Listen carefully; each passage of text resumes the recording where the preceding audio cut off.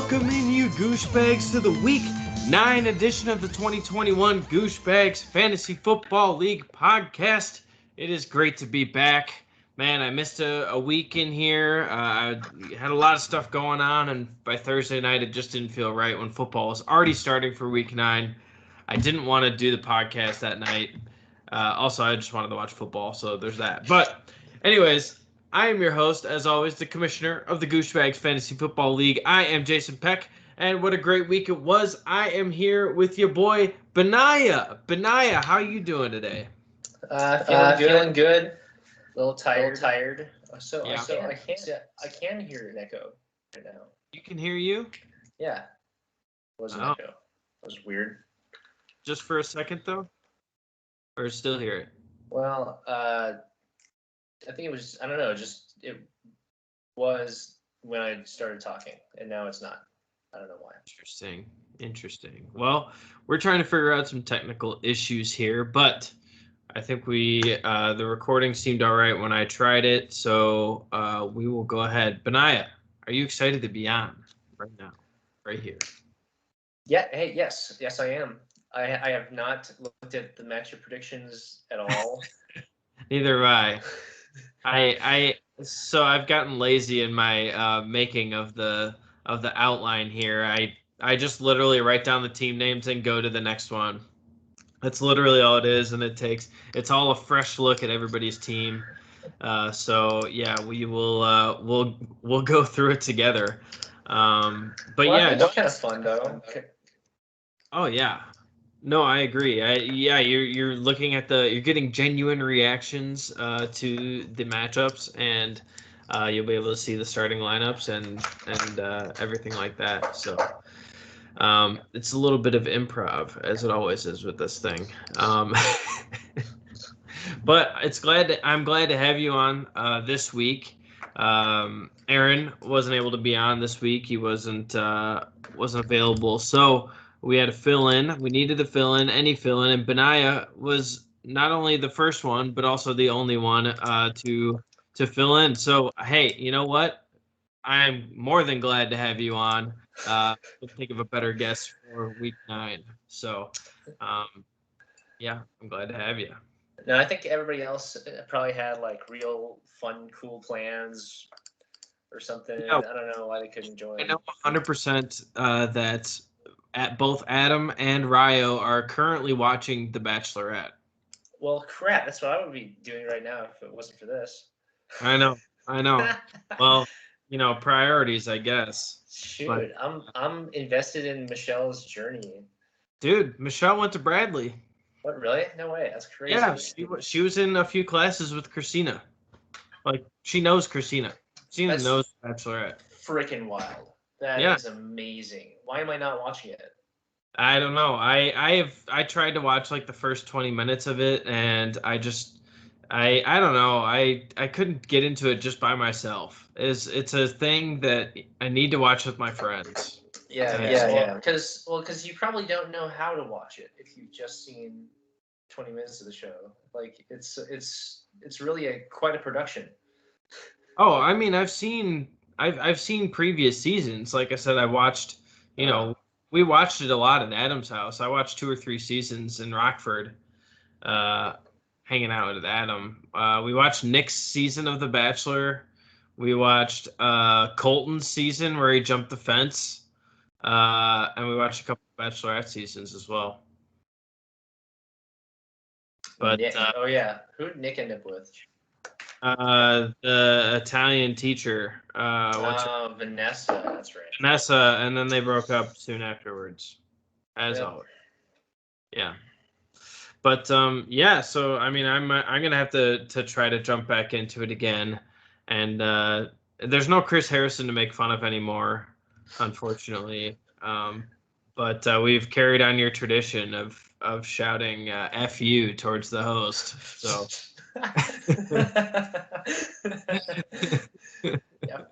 Yeah. F you, Caitlin. Yeah, Caitlin now. So yeah, I'm gonna have to try to jump back into it. I'm a couple episodes behind. Like I said, I've only watched the first like 20 minutes of the first episode, so I got to find a way to live stream this with a crew. Maybe we'll all get in on a FaceTime or something and watch it together. We can all skip the ad breaks. We can record it, skip the ad breaks, then we're good to go. So, but all right, back to football because that's what this podcast is really about. Football, despite us going off for about 5 minutes on Bachelor, but that's all right. Bachelor is always worth talking about. On to the big news in the NFL this week. We got, unfortunately, as always, we have a few injuries. Now, there were a couple that seemed pretty serious this week. The big one being Chase Edmonds. He has a high ankle sprain and could potentially miss a few weeks here. So that could be big news for James Conner there over in the Arizona backfield, taking over the massive role that is the Arizona Cardinals running back. So that's going to be terrifying. And I believe I'm playing against James Conner this week. So that's even more reason for the sad music. Devontae Booker popped up on the injury report. I don't know if he got hurt during the game, but he had some sort of hip injury. I think he's going to be okay going forward. And then we have 2 head injuries. Actually, we had 3 head injuries, but one wasn't really fantasy relevant. Damian Harris had some sort of head injury. I'm not sure if it was a concussion or not. Over there in the New England backfield. And also in the New England backfield, Ramondre Stevenson also had some sort of head injury. So both of those guys could potentially be out this week. We're not sure. And then Zach Moss of the Buffalo Bills got a concussion, probably because the Bills just got rocked hard by the Jaguars this week. So he was, I think, probably just they got into his head and rattled around his brain because they just destroyed the Buffalo Bills, and he just couldn't take it, so he was concussed. That's my guess, anyways. What do you think, Benaiah? What do you think? Well, I mean, it was weird. I expected to see. I had Red Zone on, and Buffalo Bills offense kind of just didn't show up on Red Zone at all. And then it was just Josh Allen. That was the big headline on Red Zone was the Josh Allen picking off Josh Allen sacking Josh Allen picking up a fumble from Josh Allen. I think Josh Allen, the defensive player, scored more fantasy points than Josh Allen, the quarterback, this week. I'm actually almost 90% sure that that's true. So that'd be what? Oh, no, that's only 5 fantasy points, right? For the interception, the fumble recovery, and the sack. Yeah, I guess that's only 5 fantasy points. But it's close, way closer than you'd think it would be. I mean, you think the quarterback, they get the ball every play. So Exactly. Yeah. I mean, I guess opportunities to points. Josh Allen definitely. Josh Allen.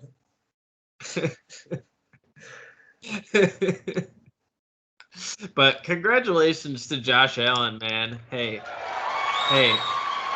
Congratulations to Josh Allen, the linebacker, for destroying Josh Allen, the quarterback, this week. I'm proud of you. I'm sorry, Benaiah, I realized I didn't give you an audience cheer at the beginning of this. Let me redo my intro. Everybody, I have Benaiah Samke on with me. Hey! Yes. I apologize. Usually I'm on that at the top of the show. But you, as I said, are always welcome and more than welcome to join me Oh no! I was trying to click out and we got the intro again. Man, this is quite the episode so far. Bachelor, wrong buttons. I can't even stop it. I just set the I don't have it set to push for off. I just gotta let it run. Oh man, what an episode! All right. We're gonna move forward with this. Try to get back on track here today. We are going to jump into the top scorer of the week. Now, this was kind of a depressing high score this week. He did get over 100 points, which was a feat this week. Only 2 teams got over 100 points, so that was impressive. But Ryo Rock the Hawk put up 115.34 fantasy points. Now, like I said, that's not a very big number. I think the waiver wires are going to have a pretty good shot of beating us this week. I'm not sure that one's going to do it, especially since like the people that did go off were mostly on waivers. So yeah, we're gonna jump right into it here. We've got matchup number 1 from week 9. We have Owen Tree versus my tight end Ertz when Eifert. Now, I barely squeaked this one out. I thought for sure let's see, when did I go to bed? I went to bed at the end of like halfway through the third quarter, maybe the end of the third quarter. When the Titans were up by like, I have AJ Brown on the team. I was winning by at least 7 going into this, and all he has was Matt Gay, the kicker. And I was like, all right, for sure. Like AJ Brown is easily going to outscore Matt Gay. And I have an extra 7 points. Like, no chance. Like this isn't. I wasn't even worried about last night. And then we get into it, and there Matt Gay is putting up like a 50-yard field goal and a 40-yard field goal, getting like 10 fantasy points in the first, or not right away, but like throughout the game. And AJ Brown is sitting there with like 2 catches for 20 yards throughout most of this game. And the Titans are up by like 3 scores. So like they don't even need to pass the ball. I was like, this is a nightmare. Like this is not a passing script for the Tennessee Titans. There's no way. And I believe they were up by at least 2 scores with like I said, I think I maybe went to bed at the beginning of the fourth quarter, and they were just like running the ball. And then I was like, oh God, AJ Brown is not going to get another catch in this game. Like they're just going to run the clock down as long as they can and then just punt it. Because they're up 2 scores, all they need to do is just waste time. And so I went to bed. I was like, you know what? I'm going to sleep. I'm going to try not to worry about it. And I believe the Chargers. It was the Chargers, right? Yeah, they scored. No, the Rams. It was a Rams game, right? Wait, the Rams. What's the Rams, right? It was the Rams. Hold on. No. Wait. Yeah. This was Sunday night, not yesterday night. I'm sorry. But yeah, it was the Rams and the Tennessee Titans. Right? Am I right? Or Chargers? Hold on. Oh my gosh. I need to look. I didn't watch it. Didn't watch it. That's all right. I've got it here. The Rams. It was the Rams. All right. So yeah, I was, looking all right. And then, yeah, I went to bed. The Rams, I think they scored again. So I was up by less than a point when I went to bed. The Rams scored a touchdown after that, and they kicked a field goal. And then after that, finally, AJ Brown got another catch and put me just over the edge. I put up 95.4 fantasy points to 94.48 fantasy points. I got so lucky with an AJ Brown catch at the end of that game when it was completely unnecessary. Whew, that was a barn burner. I was scared that my winning streak was going to come to an end. But we made it. And I better have made it because Jonathan Taylor in the Thursday night game put up 33 fantasy points for me. And I think that my Dalvin Cook trade was the biggest steal of this year so far. I think, maybe. I don't know. I traded Dalvin Cook for Jonathan Taylor and Brandon Cooks. Now, Brandon Cooks has been okay. And now that Tyrod Taylor's back, I think he's going to be better. I think Tyrod Taylor's kind of got to get back into the swing of things. He had a rough week. But, I think Brandon Cooks is going to be a solid wide receiver 2 for me. A.J. Brown's going to be a wide receiver 1. DJ Moore, I don't know what DJ Moore is up to these days. The Sam Darnold issues, is probably what it is. But we have actually breaking news on Sam Darnold, right? That alert came out not too long ago. Did you see that alert? No. Sam Darnold has a broken back or some shit like that. Oh my God. Yeah, he was too busy, or he had a rough time carrying the team the first 4 weeks of the season. His back. It broke his back. Let's see. Yes. After 2 days of testing, Sam Darnold has a fractured scapula. Oh, right shoulder. I'm sorry, not back, but close. The right shoulder injury will lead to Darnold missing several weeks. So it's PJ Walker time. So we'll see how that goes. But and then so also I said on the chat the other day, I was like, well, I'm so glad to have the RB1 and the tight end one this week, but I was wrong on both of them because Jonathan Taylor was the RB2 and George Kittle was the tight end 2 because James Conner put up like 40 fantasy points.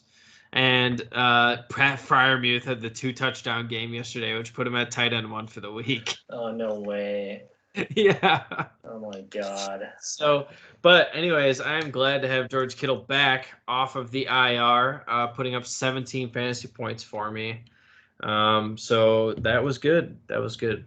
But in the duds category, we have Boston Scott with 4 fantasy points. I don't know if I'd consider Jordan Love a dud. I mean, getting less than 12 fantasy points does suck, but he also outscored Pat Mahomes and Josh Allen this week. So I don't feel that bad about having Jordan Love in my quarterback spot. No, I didn't get 11 with my quarterback. Jeez.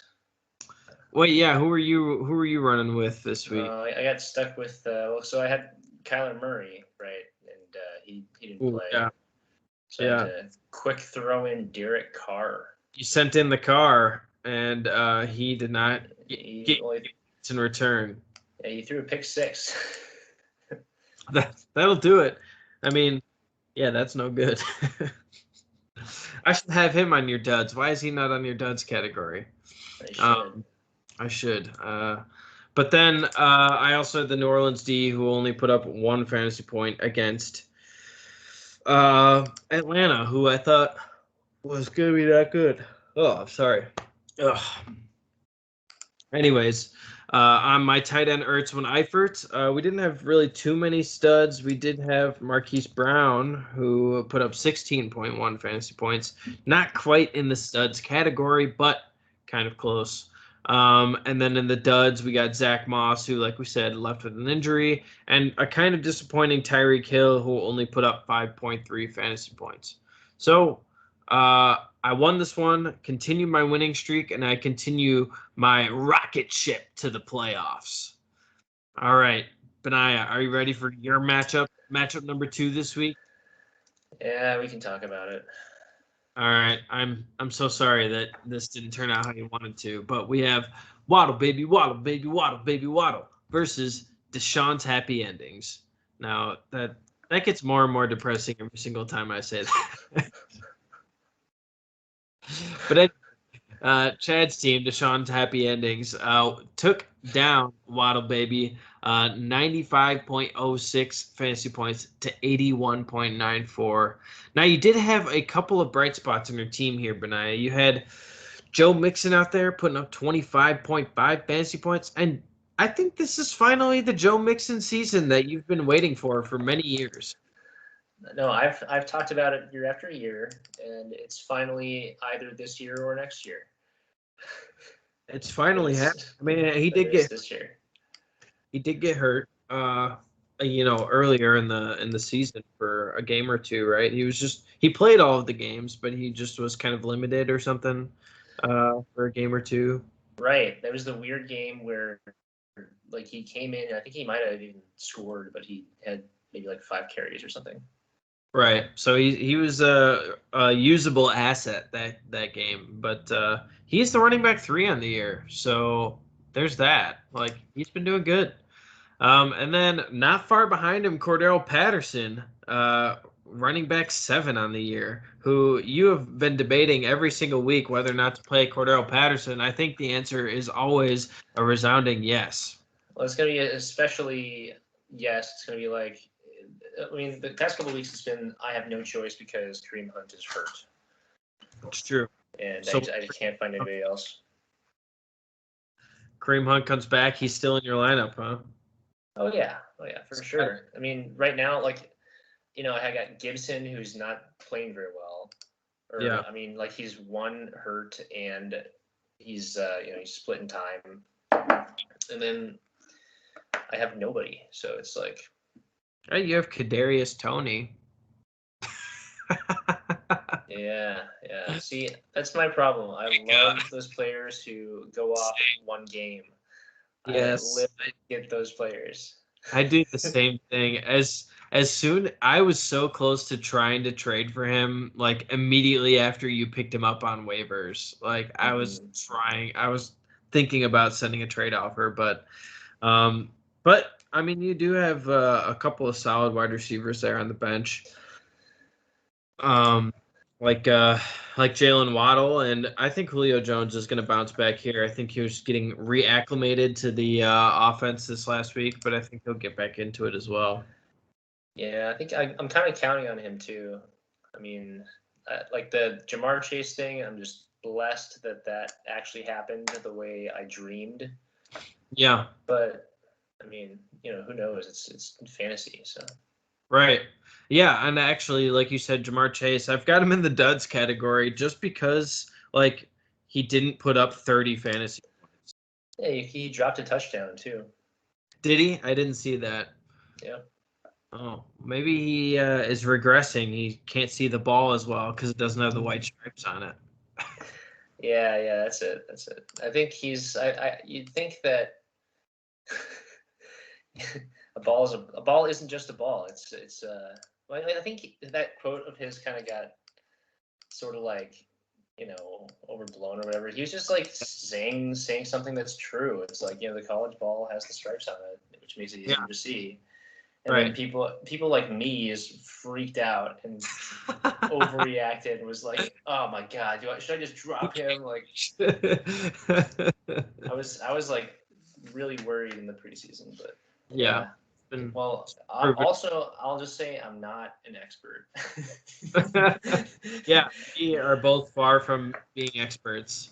I just feel like the more we play, though, like I'm gonna sort of know my own biases a little better, so I can like preempt them. Hopefully. You think that, but we've already been playing for 10 years. So. Yeah. I'm still getting David Johnson. Like, yeah, you picked up David Johnson for the 7th straight year. I'm talking about like, oh no, I've turned over a new leaf. I know my biases. I know how to avoid them. I probably stayed. My management style has stayed so consistent. It's like screw these running backs, and it's like just trust way too much in like Madden star players. Yeah. Well, I mean, so yeah, you said like, you're focusing on those like the last 2 years you've had Devontae Adams and Julio Jones and Joe Mixon and no. It's so stupid. It's almost like I have a de facto dynasty team. Right. you target the same players no matter where they are. Like they could drop far in the draft, but you're like round 3. Like next year, round 3, Julio Jones. Well, I mean, and shoot, like one of the players that I picked up just that came back around for me today was one of my on the duds list here. Yeah. Yeah. My team name after him. Your boy, Greg the Leg, coming out here with a goose. I don't know what was going on with that Dallas offense, but they definitely looked terrible. And all these, like they were playing their starters well into the 4th quarter, and that's the only reason they scored 16 fantasy points. But they were being routed from the very beginning by that Denver defense. Ugh. I don't get it. Are they like a good bad team or like a bad good team or like what kind of I don't know shit are we seeing? To be honest, both of those teams are kind of like ambiguous. The Dallas we're not quite sure. They have a fantastic offense when they choose to run the ball, and but Denver, like they traded away their best defensive player, and now their defense is better. I don't know. Like, who knows? But yeah, that was a strange game. And Greg the Leg, obviously they went for 2 on both of their touchdowns, so they didn't have any opportunity to kick any field goals or extra points. So unfortunately, Greg gave you a goose. Greg the That was so Goose. bad. Yeah. You know, there was a certain point Monday night during the Steelers game where I was actually projected to win. Really? Believe it or not, I was projected to. Well, it's just like one of those I bogus. saw that. Yeah, because you had the defense, and they had like 12 or 13 points at that point. Yeah, the Steelers had the points, and the Bears had like 0 yards basically, and they Yeah. got sacked and intercepted. Right. And then didn't you have another? Was that it? You just had the defense playing yesterday. That was it. Yeah. And then he didn't have anybody. Doesn't look like. Yeah. So yeah, you were projected to score like what, 20 something points or 30 points with your defense. Is that what the ESPN was projecting? Yeah, it was like, I don't know, it was like 18 I guess or something. 19 would have gotten you the tie. Or the win, I guess. 19 would have gotten you the win. That would have been a lot of fantasy points from defense. That's But like 2 pick sixes, so I was kind of wishing for like 2 pick sixes the whole time, and my friend's like, dude, it's like you're supposed to be rooting for the Steelers. Don't do this. Well, I mean, speaking of a defense putting up 19 fantasy points on you, Deshaun's happy endings. That's about what they did, and that was his only stud of the week. Like he had a couple of people who put up 15 fantasy points, but like the defense put up 19 fantasy points against you. So that was just unlucky because defenses scoring a bunch of points is always situational. Yeah, I think breaking a dude's scapula is like at least 3 points. At least 3. Oh, so they actually just had 16, but it got there was actually a stat change on this when the news broke about Sam Darnold's scapula, that they actually got bumped up by 3 points. Yeah. Scoring. I'll. Not that it mattered. No, yeah, I mean you already lost by whatever 14 anyways, so I'm sorry. It was a rough week, but you know what that means? That means more chaos in the standings. That's what that means. And we'll get there. We will get there because I am stoked to talk about the standings after this matchup. We have in the duds category for Deshaun's happy endings, we have CeeDee Lamb, who put up 3.3 fantasy points, and Jacoby Myers, still without a touchdown, with 1.3 fantasy points. That has been the story of the year is Jacoby Myers, his touchdown watch. When's he going to get the first one? He's like Julio Jones if Julio Jones didn't have any yards.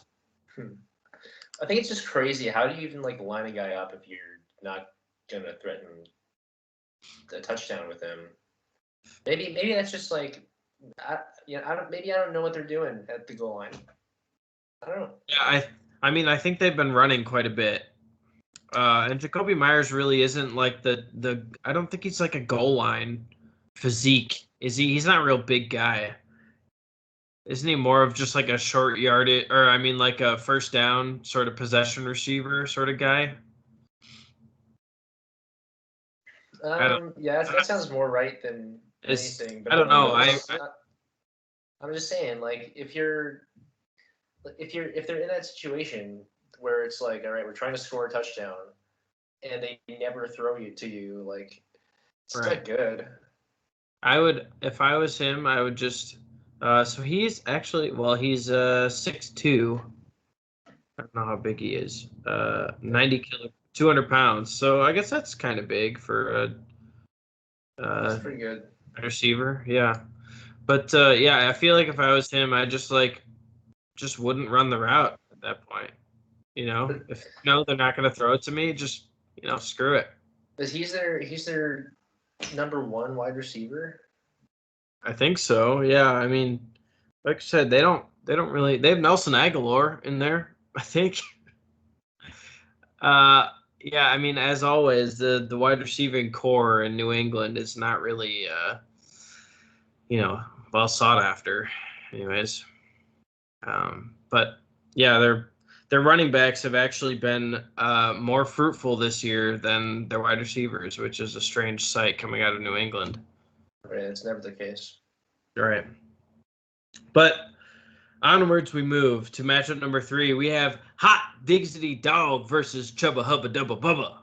Hot Diggity Dog, like I said, there were 2 teams that scored over 100 fantasy points this week, and Hot Diggity Dog was the other one. He had 109.78 fantasy points to Chubba Hubba Dubba Bubba's 94.26. Now, going into this last night's matchup, I thought it was going to be a pretty close game because they were almost tied, I think, going into last night.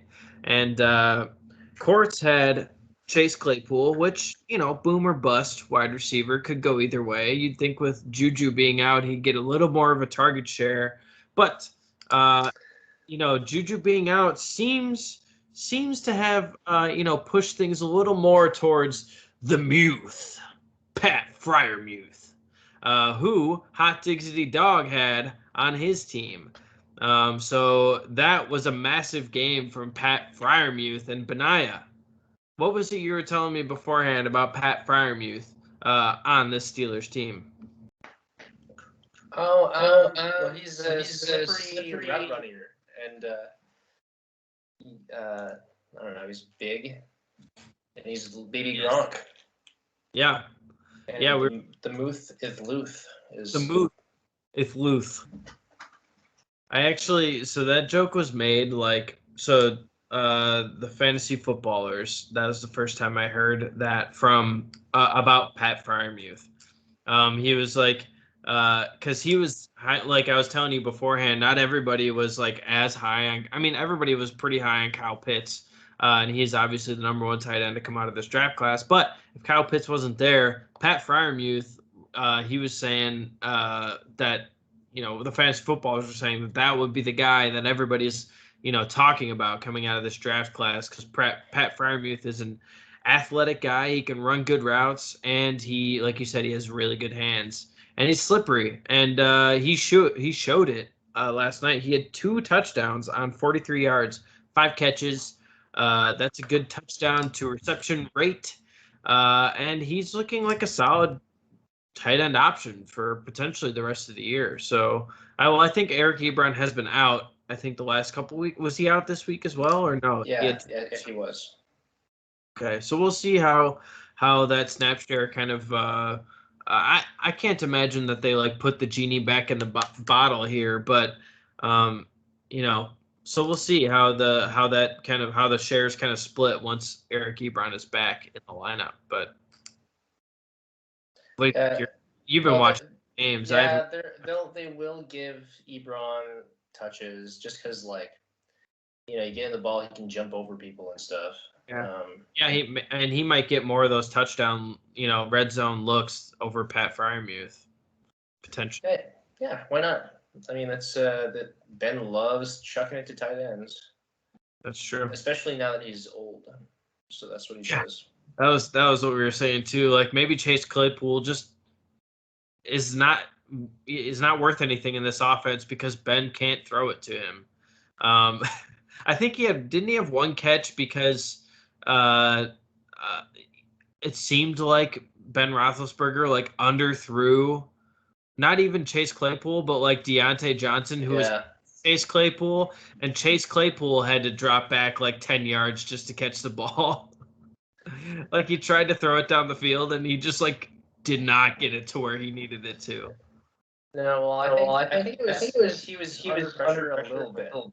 Oh, okay. And it was up the right seam basically. I think they had both Deontay. It was 2 Deontay, but both of them were going to be open. But yeah, I don't know. He had to be really sure before throwing it.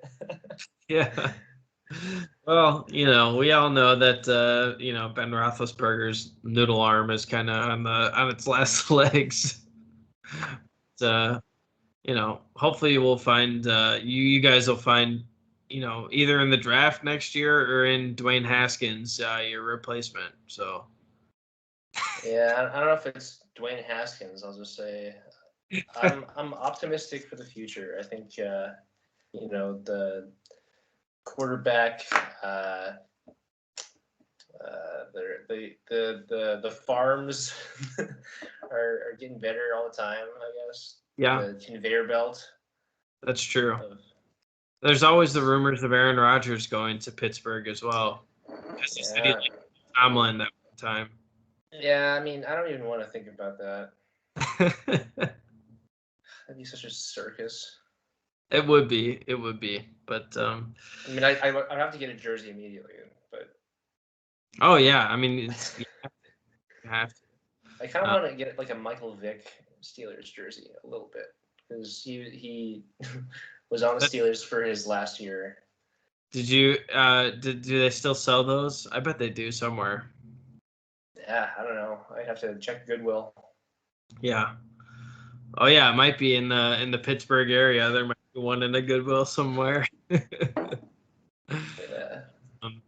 Yeah, so like we said, Chubba Hubba Dubba Bubba had a rough time this week, which might be good for all of the rest of us. Although Hot Diggity Dog is also on the up, so we'll see. But Nick Chubb, the team's namesake, or is it the team's namesake?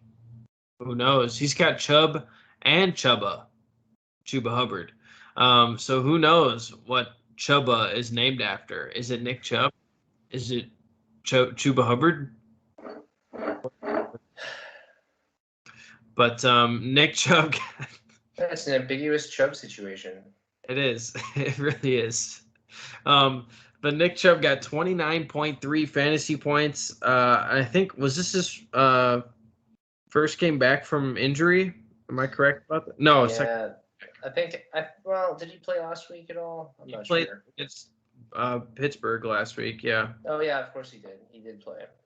He didn't. He got stuffed. Yeah, he had 16 touches for 61 yards last week. But yeah, he had a massive game this week against Cincinnati, and Cleveland just rolled over Cincinnati. That was also another interesting game. It seemed like Cincinnati couldn't get anything going, and Cleveland just destroyed. And then in the duds category, of course, because he scored less than the Jordan Love line, Josh Allen, who put up only 9.56 fantasy points. Now, don't get this guy mixed up with Josh Allen, linebacker, who should be in the studs category with 5 fantasy points. Just so you know. For those of you who started Jaguars defense. Yes, exactly. Yeah, looking good. World. Yeah. And we have another goose this week.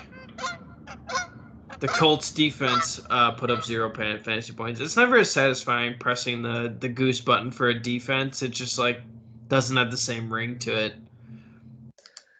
Well, I'll tell you, when Monday night when I just had the defense playing, I had a lot of time to think about how we score defense. And just like, it's like, why? I gotta score 19 fantasy points from my defense in order to win. How do I do it? What is a 0 for the points allowed? Because a shutout is what, 4? I'd have to take a look in depth at the fantasy. Because I mean, I just don't even know. That's how much I look at defense. Yeah, well, they allowed 28 to the Colts defense. They allowed 28 to 34 fantasy points, and that's -1. So 27 is the high number of the 0 for points allowed. I don't know what the low limit for points allowed is to be 0 points. They also allowed 450 to 499 total yards, which was -5. So they actually had 1 interception, 1 fumble, and 2 sacks to make up those -6 points to get them. Oof. So that was a little rough from the Colts. But I think they were basically just playing because they were up so much. They were up by a bunch from the very beginning. So I think they were just kind of playing prevent D and just letting them run and or pass off them while knowing that they were going to win anyways. But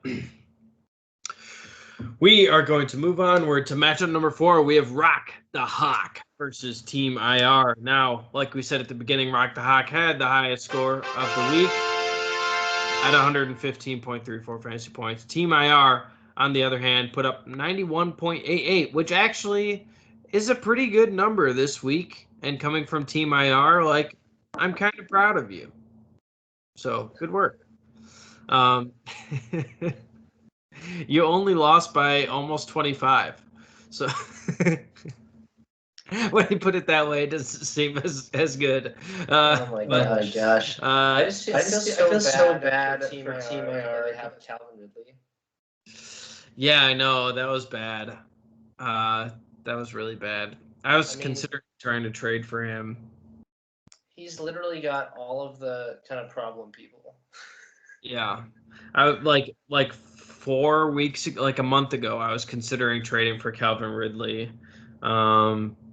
Potentially. Yeah, I mean, literally, like I said, a self-fulfilling prophecy. Every single week I say this, but Team IR really is. So many hurt people. He had Nick Chubb when he was hurt, and he traded him. He had, like you said, Russell Wilson got hurt. Calvin Ridley. I mean, he drafted Michael Thomas, who was already hurt. But yeah, he's just had a rough time of it. Rough go for sure. But yeah, the studs on Rock the Hawk. We got Lamar Jackson, who put up 30.64 fantasy points. We have Alvin Kamara, who put up 18.4 fantasy points. And there are rumors going around, pretty big rumors going around in St. Louis here on if Alvin Kamara is potentially hurt. Did you see these? They haven't said anything, and it's not been really on an injury report, but they've been working out. Now, this doesn't necessarily mean that Alvin Kamara is hurt, but they've been working out. I think they worked out Kerryon Johnson and a couple other running backs in New Orleans. So I don't know if they're just another backup or what. Yeah, what does that even mean? Maybe that means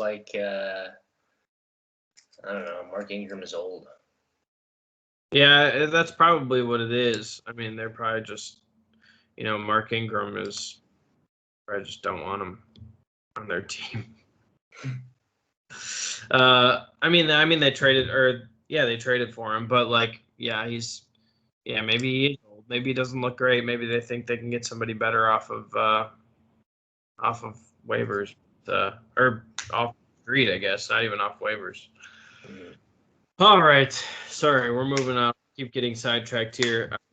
In the duds category, I put none for Rock the Hawk. I mean, he had some pretty good players this week, and nobody really put up too bad of a game. His lowest score was Mike Williams with 6.8 fantasy points. So nothing too big going on. Nothing too bad going on there. Pretty solid. For Team IR, we have Carson Wentz put up a pretty good quarterback week. I mean, I think he was the second best quarterback that our league started. Yeah, he was. Carson Wentz with 24.18 fantasy points outscored 8 of our quarterbacks. So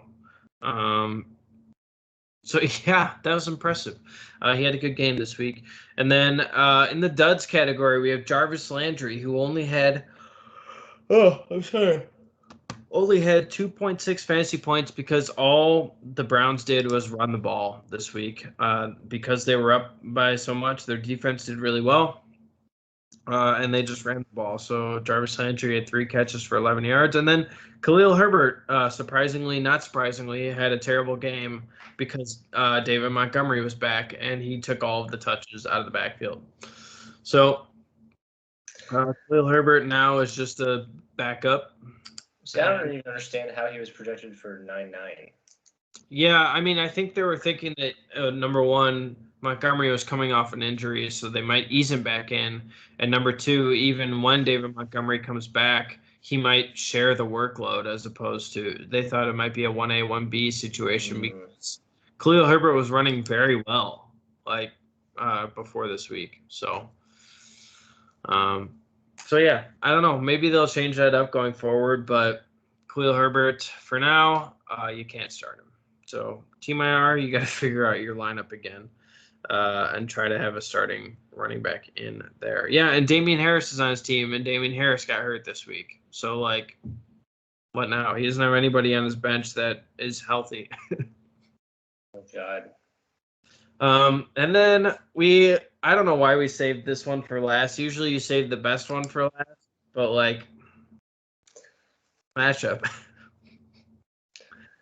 Ferris Bueller, You're My Hero, YOUR, You're My Hero versus Ain't Waller Batgirl, and I'm not even singing that this time.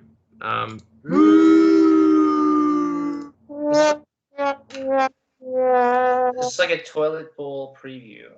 It was terrible. Toilet bowl is right. Man, Ain't No Waller Batgirl won.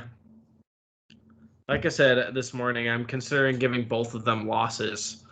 He had 63.8 fantasy points, and Ferris Bueller, YOUR, My Hero, had 57.54 fantasy points. And in the studs and duds, Benaiah can attest to this, I literally did not write any names down. I just said oof for all of the studs and the duds because there were no studs in this game. Najee Harris was the highest scorer with 15.3 fantasy points. He was the highest scorer on both teams. Tyrod Taylor put up 5.9 fantasy points for Ain't No Waller Batgirl. Chase Edmonds almost goosed with 0.3 fantasy points. He got hurt, though, as we said. He got hurt on the first play of the game, so he had one carry for 3 yards, and he got hurt. See, I'm curious because, I mean, just looking at their projected point, they underperformed their projections by half. They got half of their projected points. That's bad.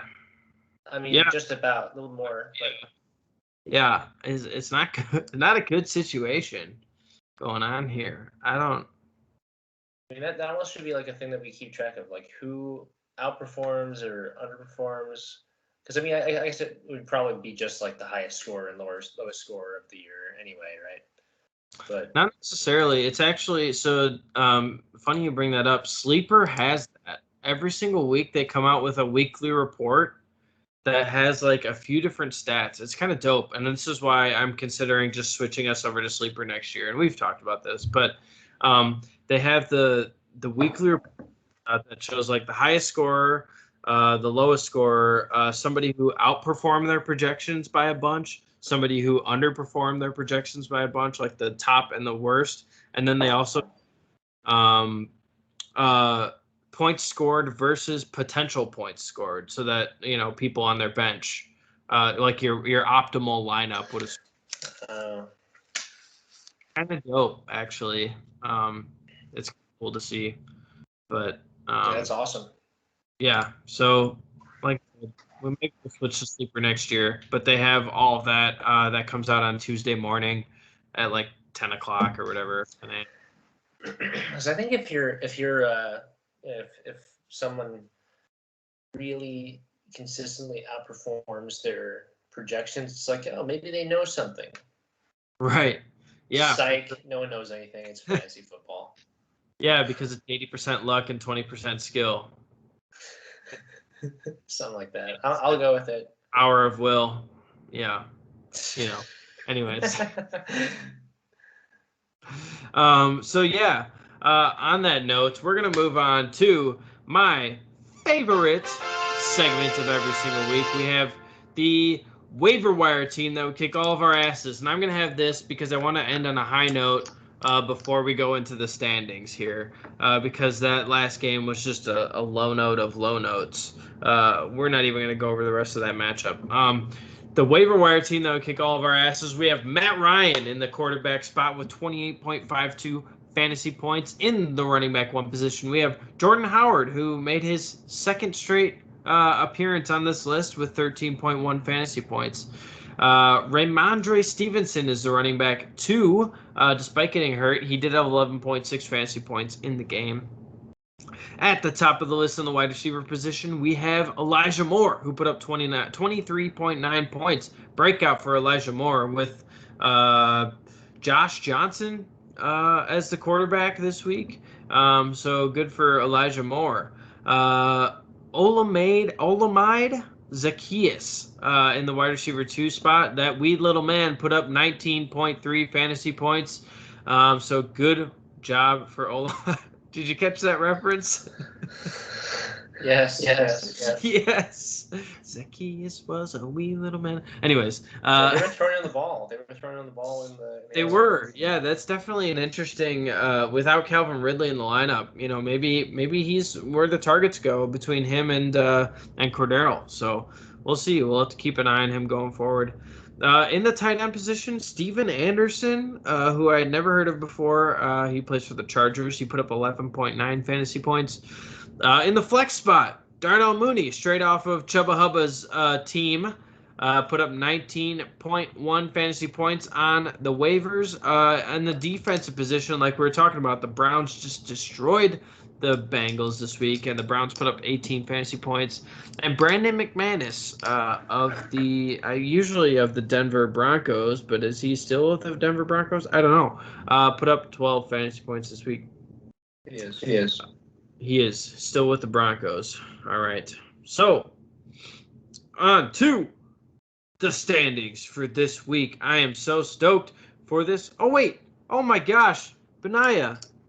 How come you didn't remind me to use our new drop when I was talking about I guess I never said I was sending $10 to Ryo's way, but Ryo, we got some money coming your way. Alexander Hamilton. Woo! What a drop. I'm so sorry that we didn't use it at the top of the show. But Ryo, we're sending you $10 here this week. Man, I mean, you kind of haven't done this in a while. Dude, I know it's been a rough show. We've been all over the place this week. But we are going to talk about the standings, and this is very exciting because we have 1, 2, 3, 4, 5, 6, 7 teams all within one game of each other. So the standings in the East Division, which is the most competitive division of the two of them, we have Waddle Baby still sitting at the top. Waddle Baby, Waddle Baby, Waddle Baby, Waddle, Waddle. He's at 6-3, and he has a 91. Interestingly, he has the lowest chance to get into the playoffs of all the 6-3 teams. He has a 91% chance to make it to the playoffs. How do you feel about your very low chances to make it to the playoffs this year?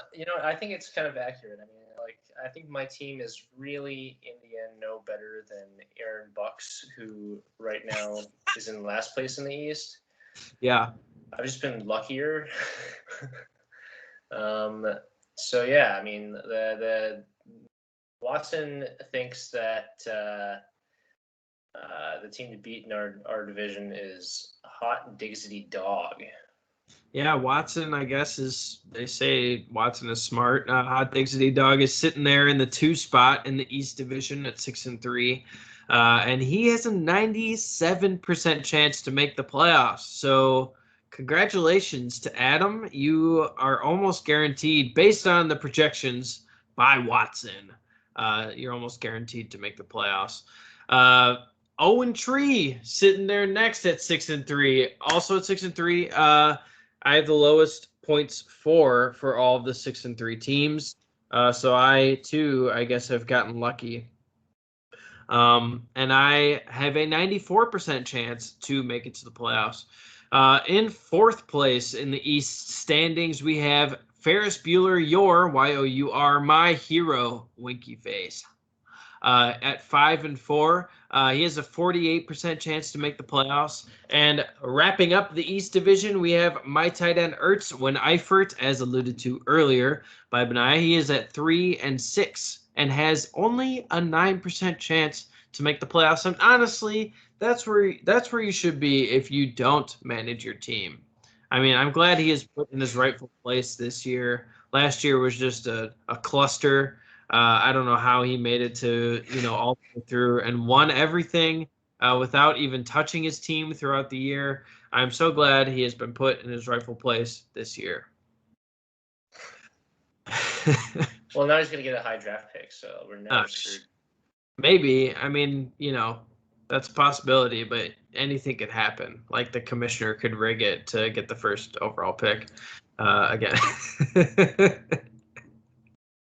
No, I didn't rig it, you goofballs. I got lucky with the picks. You guys saw it all live. Yeah, you won the lottery. Good job. What you didn't see is when I panned away from the screen, I actually went in and increased my odds by 1,000. So you just add a zero. Yeah. Add a bunch of zeros.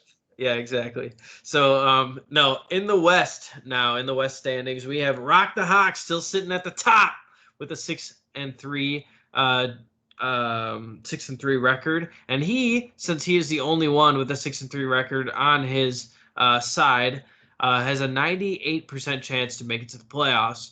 Deshaun's Happy Endings is sitting there at 5-4 in second place in the division. He has a 71% chance, which is shockingly low.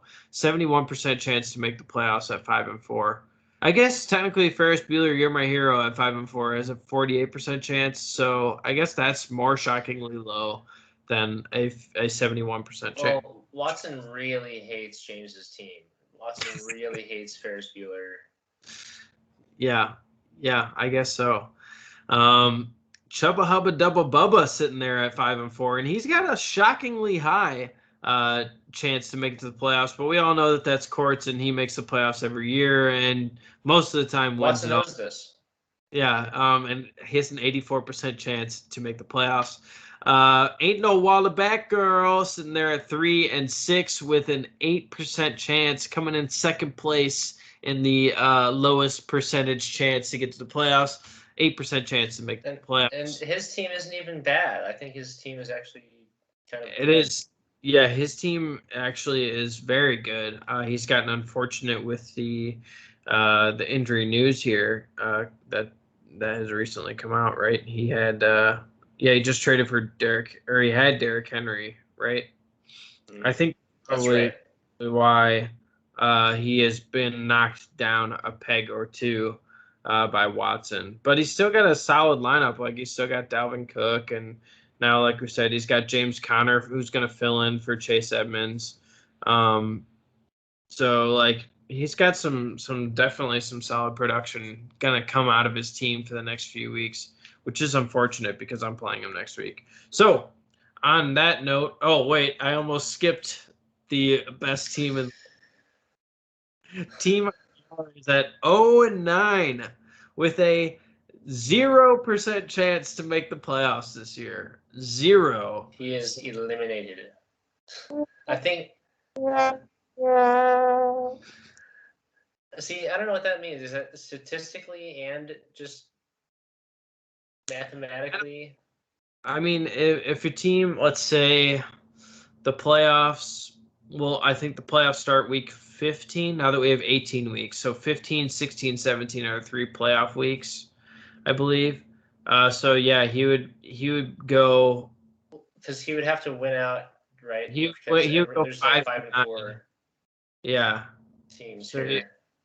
So if he wins out, he would go 5-9. Oh man. Oh yeah, he is. He might be. No, he's not technically mathematically eliminated. If Deshaun's Happy Endings, Chubba Hubba Dubba Bubba, and Ferris Bueller, You're My Hero all lose out, and Team IR wins out, then they would all have the same record. Now, that doesn't mean he for sure gets in the playoffs, but he would have a shot. Because I think, like we said, we have 6 teams going, right? So he literally cannot beat out any of the 6-3 teams. So that's 4 spots he can't get, but he can get one of those last 2. I think technically, depending on breakers and whatnot. So the chances are slim, Brandon, but they are there. You're still a chance. I mean, I think that week 9 is probably like a good, it's a good time to like reflect and maybe project or whatever. But just to have the 0 there, that's rough, man. Tough. Yeah. Just a halfway point, basically. Yeah, completely flush the team. That's what we need to do. He's playing for next year. He's got his keepers, Justin Jefferson and Mark Andrews. Right. All he needs. I mean, if you got the big tight end, you got a shot, I think. That's true. He's got Michael Pittman, who's been very good recently as well. If he has a great second half here, he could potentially be a great value. But I don't know if you keep him over Justin Jefferson or not. That'd be a tough decision. Yeah, who knows? I mean, it's just volume. Yeah. And just the inability to predict what's going to happen. You're darn right. All right, on to matchup predictions for next week. Now, as you all know, I did not have a podcast last week, so I did not make predictions last week. As far as I know, I really haven't. I've been doing a terrible job of keeping tabs on this, but you guys are, for the weeks that we have done this, when I've had somebody on or somebody make predictions, you guys are 1-1-2 against me this year. So we'll see if Benaiah improves and or makes that worse this week. Now, we're going to go into the first matchup. That is Owen Tree versus Ain't No Waller Back Girl. Now, like you said, Ain't No Waller Back Girl kind of has a decent team. He's got Aaron Rodgers, who may or may not be there next week. He would be eligible to be reactivated on Saturday. Now, who knows? There actually something came out today that said he has a slight chance of not being back. Was a thing that came out on Sleeper, I think earlier today. Generally. No, sorry, this week, not being back this week. Okay. Yeah. Like he wouldn't be cleared in time or something like that is what it made it seem like. And then he's got James Conner versus Carolina, who is a good defense. But now there's no Chase Edmonds with his high ankle sprain. So James Conner might just destroy. Dalvin Cook against the Chargers. That's a great matchup for a great running back. He's got Terry McLaurin against Tampa Bay. That's also a good. Oh my God, that's a good matchup too. Deebo Samuel, who's been crushing it, but now that George Kittle is back, maybe Deebo won't be as involved. Hopefully, Darren Waller versus Kansas City. Darren Waller really hasn't been great, but now that Ruggs is out, didn't he have a decent game last week or something? I don't know what he did last week. He had 12 points, 7 for 92, so that's much better than he's been doing all year. Amari Cooper versus Atlanta is a decent matchup. He doesn't have a defense right now, and he's got Jason Sanders in his kicker. He's got some good matchups this week. Man, that doesn't make me feel good. Yeah, and I think his this is projecting Tom Brady to score 25, right? You're darn right. It's against Washington. I don't know if that's going to happen. Washington's been terrible. He's averaging 25.2. Tom Brady for the year. I mean, I think if Rodgers, I don't think it's the difference between Rodgers versus Seattle and Brady versus Washington is like as drastic as that. Yeah.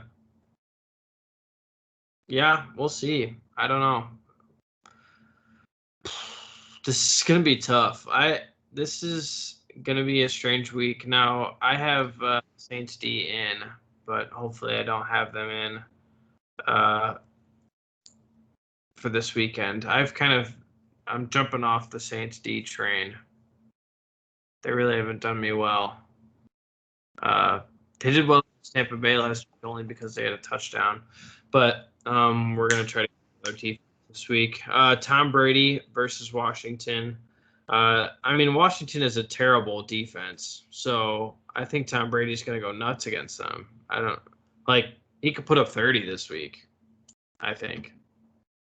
And then we've got James Robinson versus the Colts, who hasn't been – I don't think they've been great, have they? No. Their defense hasn't been good. And then Jonathan Taylor on the other side of that versus Jacksonville, which I'm stoked about. Jonathan Taylor might be the running back one this week. I had DJ Moore versus Arizona. That might be A.J. Brown versus New Orleans. George Kittle versus the Rams, but George Kittle is just George Kittle. And then I'm not sure who I'm going to plug in yet at the flex spot. I either got or Rashad Bateman. Rashad Bateman's been decent. I don't know. My flex spot is definitely, especially since Brandon Cooks is on bye this week, it's definitely a weak point. I'm not looking forward to this matchup. I'm picking me, of course, but like just going through that made me feel bad. He's got all good matchups this. I mean, you think so? So what happened in the Bills Jaguars game? Since I sort of didn't see any Bills offensive highlights. I mean, they couldn't run the ball either, right? Right. Well, the Bills, they've always kind of had a tough time running the ball, but the way that they play against. Or the way that they played against the Bills was essentially like a prevent cover 2, which a lot of teams have been. I forgot what people have been calling it, but essentially they've been taking away the big plays off of like against the Bills and against the. That's why it's the Chiefs have looked so bad this year. People have been taking away the big plays, playing too deep, and the safety's deep, and then the cornerbacks. So they're essentially double teaming the long ball, and they're making them pass like short passes. And in order to beat that, you have to run the ball. But neither the Chiefs nor the Bills are good at running the football. So like the Bills notoriously always pass like 50 times a game and never run the ball. And then the Chiefs don't really have a great running back to speak of. So like both of those teams have a rough time against that kind of style of defense, and I think that's what happened against the Bills last week. Okay, all right, that makes sense. That's how you stop them. So like they essentially just get coverage sacks. That's what we saw a lot of against the Bills because he has no deep balls to throw, or So I don't know. I'm not very concerned about Jonathan Taylor having a tough time against Jacksonville because the way that you break that down is have a good running back to just plow through their front seven and essentially essentially force them to bring more people into the box to actually actively fight the run. So I'm really not too concerned about Jonathan Taylor against Jacksonville. In fact, I think he's going to smash. But I don't know. What do you think? Who are you projecting to win this game? I want 8-0 Waller Batgirl in an upset that will take you down to 6-4. Is it an upset? I guess standings wise, it would be. I think so. All right. Well, we know that I'm going to beat Benaiah in the matchup predictions this week, so that's good to go. On to matchup number 2. We've got your matchup, Waddle, baby, Waddle, baby, Waddle, baby, Waddle, versus Chubba Hubba Dubba Bubba. Now, this is projected to be a tight game. However, Nick Chubb is out. So, wait, is he out this week? Is that what's going on? Did he get hurt? Oh, he's on the COVID list. No, that's right. But he might be able to play if he tests negative twice. So we'll see. We'll see if Nick Chubb is available. But we'll go with you first. We got Kyler Murray versus Carolina, and we'll see. Is Kyler Murray going to be back this week? I don't know, but he's hurt. I think he's probably actually hurt. Hurt. He had didn't they say it was a sprain or something? Ankle sprain? Or no? Yeah. It's a, what is it? It's ankle injury. Yeah, it's some kind of ankle thing. Whatever. Yeah. And then you're starting Antonio Gibson here. Bold move. I guess you guys the best rush defense in the league. How do you feel about that? I hope they just do the Cowboys thing and just never run him first down and instead just check it down to him. There you go. That's really what I hope. That's what everybody who's ever owned Antonio Gibson hoped, because Antonio Gibson, wasn't he a wide receiver in college? Yeah, that's right. And they have not used him in the passing game at all, which it just boggles my mind. Hey, let's throw out J.D. McKissick instead of the wide receiver Antonio Gibson into the passing role. How stupid is that? But maybe I guess they're just really, really impressed with McKissick's something. I don't know. With his ability to not have to pay Antonio Gibson so much. Would you consider starting McKissick over Antonio Gibson this week? No, I'm not. I'm not. No inkling without. No, that's not. I wouldn't even consider it. That's not a Benaiah type of move, because I just have too much pride. Pride in the starters. Well, putting my keeper's shared backup person, I can't do that to myself. I think what you're doing is you're putting way too much value on the fact that you kept this dude last year. Of course. Just because he's your keeper doesn't he's a great player anymore. Well, and he has a broken leg or whatever. He's a stress fracture in his shin. He does, yeah, which is very depressing. But hopefully the bye week kind of helped that a little bit. Maybe he was able to get some rest and come off of it a little bit more. But he's not on the injury report, so that's good. As of right now, I guess the first official injury report comes out tomorrow. But and then you have Cordero Patterson versus Dallas, which should be great. You have Devontae Adams with potentially Aaron Rodgers back, potentially not. But either way, Seattle is a good matchup.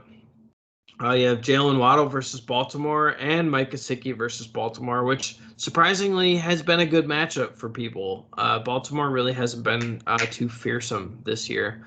And then you have Julio Jones versus New Orleans, and hopefully Julio gets more integrated into the offense this week.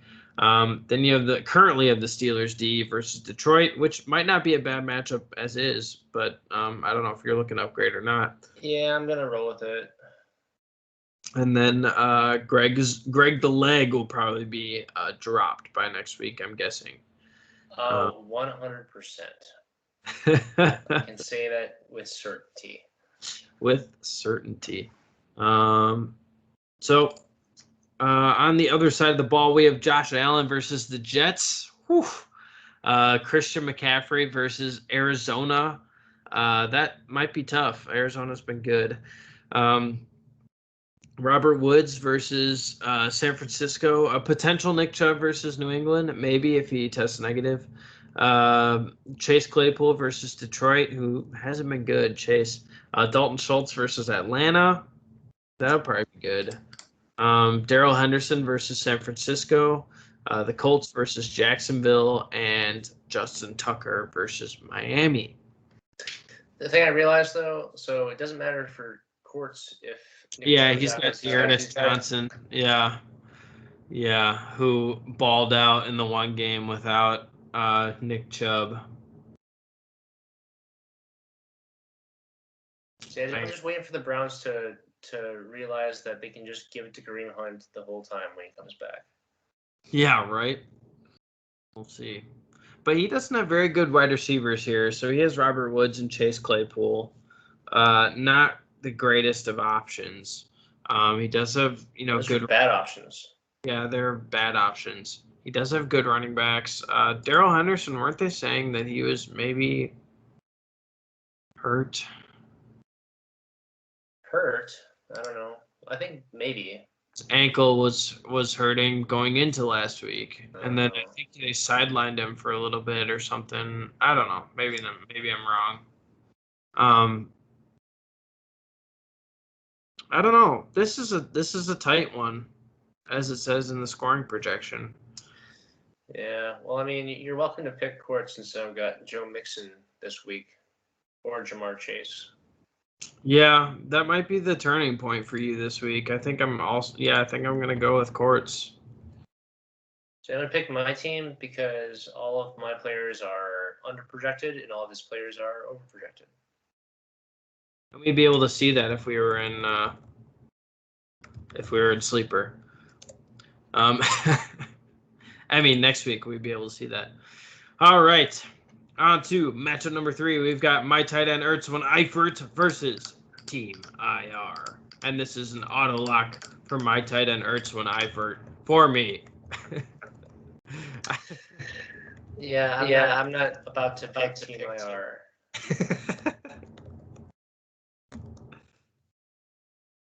This should be the bit every single week. Is whenever we get to the matchup with Team IR, we just immediately pick the other one and then move on. don't even look at the teams. Yeah, I mean, yeah, I think we will. I mean, he doesn't have. Why look? All right, we're moving on. Moving on. Matchup number 4. We have Deshaun's happy endings versus Rock the Hawk. So on Rock the Hawk, we got Lamar Jackson versus Miami, which is a smash play.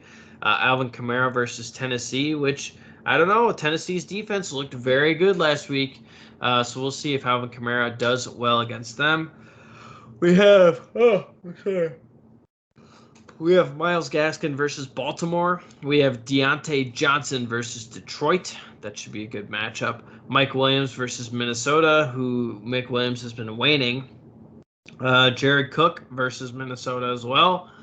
T. Higgins on a bye, so let's see who we would have to. Mike Evans can go right into the T. Higgins role here. Well, he's also got some options here. He could throw. Instead of Mike Williams, maybe throw Mike Evans. He's also got potential DeAndre Hopkins coming back. Hopkins is a hamstring. He's got Leonard Fournette. He's got a great team. So Leonard Fournette would replace Myles Gaskin, I would think. Michael Carter has been good. He might be able to go in the flex. And then he's got Mike Evans to replace Mike Williams. And then what does he do with Melvin Gordon? I don't know. He's got too many good players. What do you think, Benaiah? How is he gonna? He's so deep. I know. How's he gonna change his lineup this week? What do you think his optimal lineup is? Just Chuck Hopkins in there and hope for the best, I guess. That's what I would do. You would put Hopkins in over Mike Evans or Leonard Fournette? They're against Washington. Yeah. I don't know. I don't think I would even worry about it. I would just chuck Hopkins in just because. That's true. I would put in. I think there are many different ways to beat Washington, so maybe that's something to think about. You could cover both of them with Mike Evans. But it's not I don't know. The Cardinals are gonna hand it to James Conner, I guess, because that's what they've been doing. Yeah. Yeah, especially if Kyler's out again or limited. That might be what they do. Right. Not that he's limited with an arm injury, but, he won't be moving around as much. Yeah, so maybe Evans makes more sense. And then I'd throw in Fournette over Gaskin every single day of the week. Yeah, we'll see. We'll see how he does it, if he even changes his team. Who knows? Burrow's been also mysteriously absent for some of the year. Deshaun's happy endings. We've got Matt Stafford, who is questionable for some reason. I think he has a back problem again.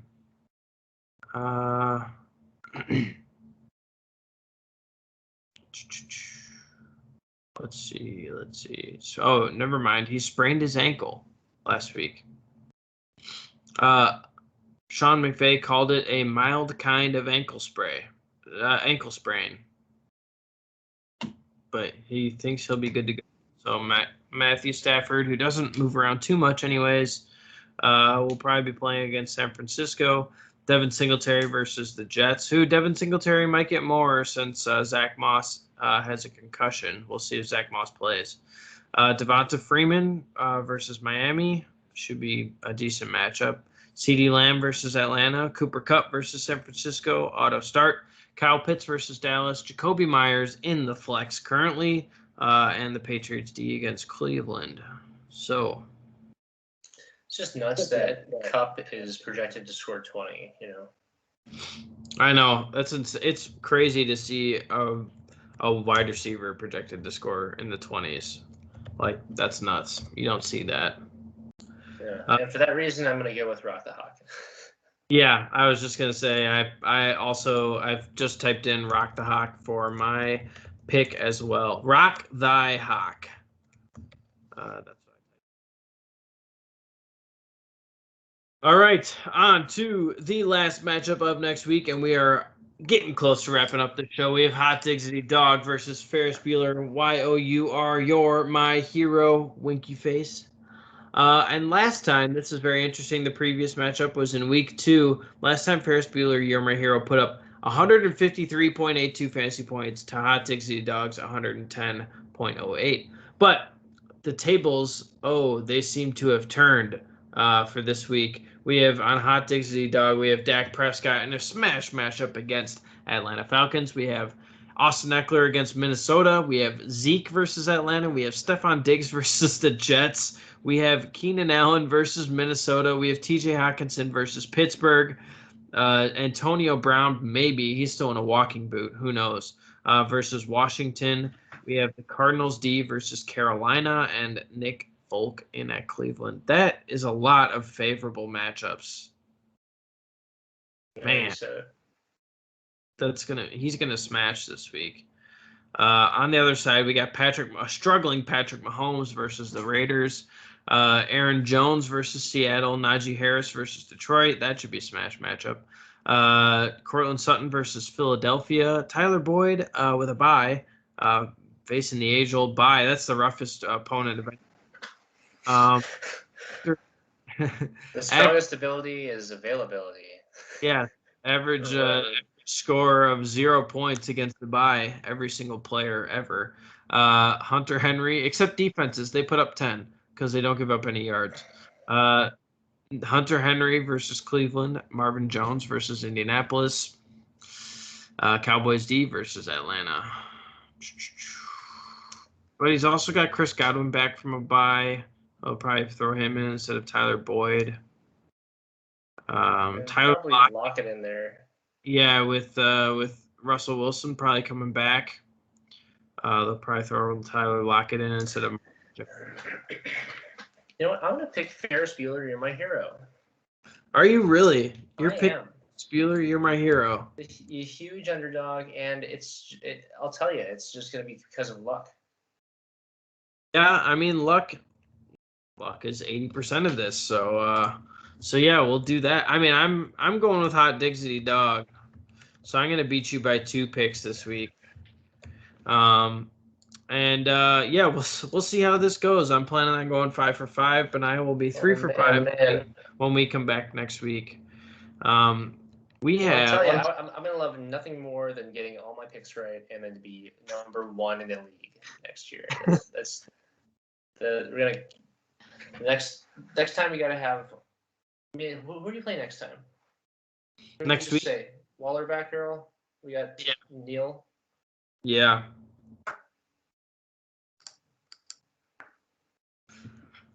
Yeah. You think get him to talk some smack? That would be good.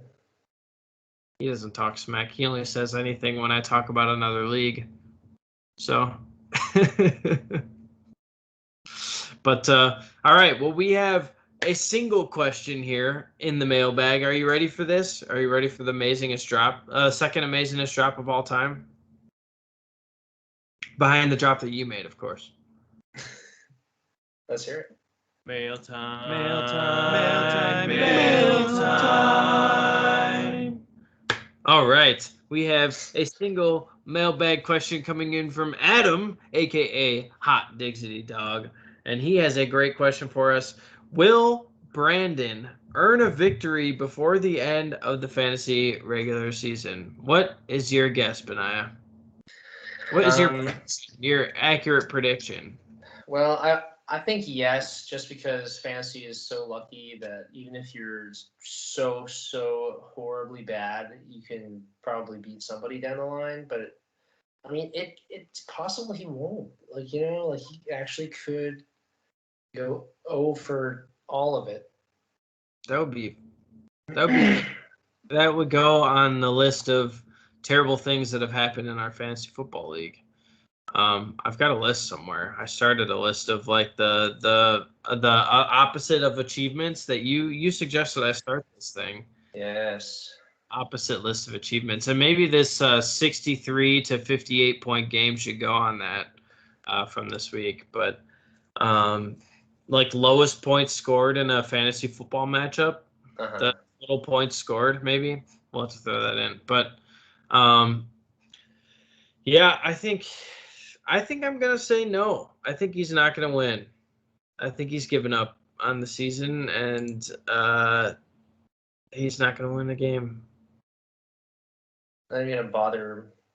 I don't know. It's tough though. I mean, he's got some good players on his team, so it's tough to say that he's not gonna win a game ever. You know, he's got Mark Andrews, he's got Justin Jefferson, he's got Michael Pittman, who's been good. He's got Josh Jacobs, who I think has been doing much better recently. Or better, I guess. He's been consistent.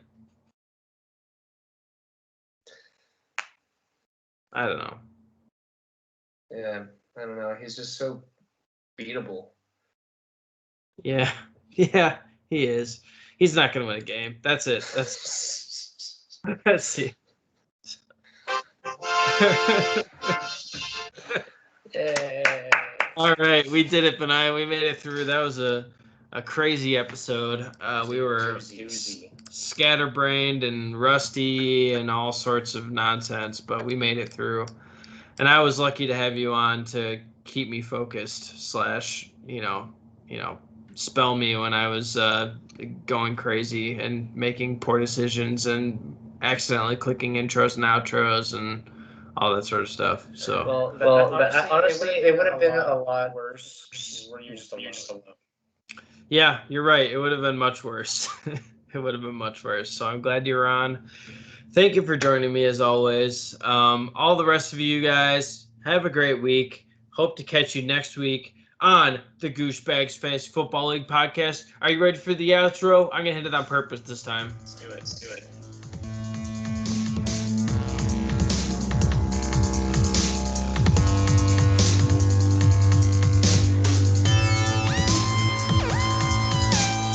You guys have a great weekend. See you later.